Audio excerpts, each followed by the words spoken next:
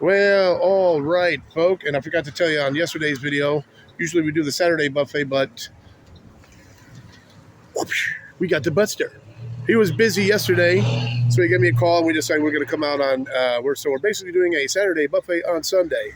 And today we're at Denny's. Where's the sign? There we go. We are at Denny's. So we're going to go in there, go get some chow, and we'll check you out in a bit. Later, folk. And all right, folk, today we went with the double cheeseburger, and I got bacon put on mine. And also got a bit of fries to go with it. Wash it all down with a good Dr. Pepper. And Buster, he went with the double cheeseburger. Forgot to get bacon on his, and he got some fries, and he went with the Coca-Cola to wash it down. Now, the thing with the Buster is when he tries to eat a burger, it always falls apart. He tries to cut up and everything, but that thing always falls apart when he eats a burger. And all right, folks, so we have finished Saturday buffet on Sunday. Football day Jets right here playing Green Bay so far 3-0. One heck of a defensive game, low scoring game, but good game so far. So anyways, chilling. We're about to eat. Get back to you later. Have a good one, folk.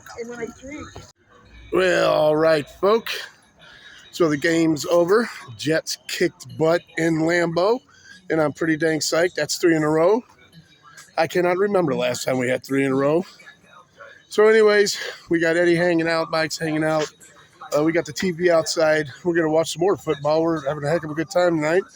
So I fired up a six-pack. Going to celebrate my Jets victory and enjoy the night. So get back in a minute, folks. And good morning, folks. Well, today is Monday, and we did the Saturday buffet on Sunday yesterday. So it was a little short. So I wanted to. Had the plans. And still have the plans. It's early morning. I might still go out to do a video today on some of the historical parts of Middletown, and I'm just chilling the Hawks here.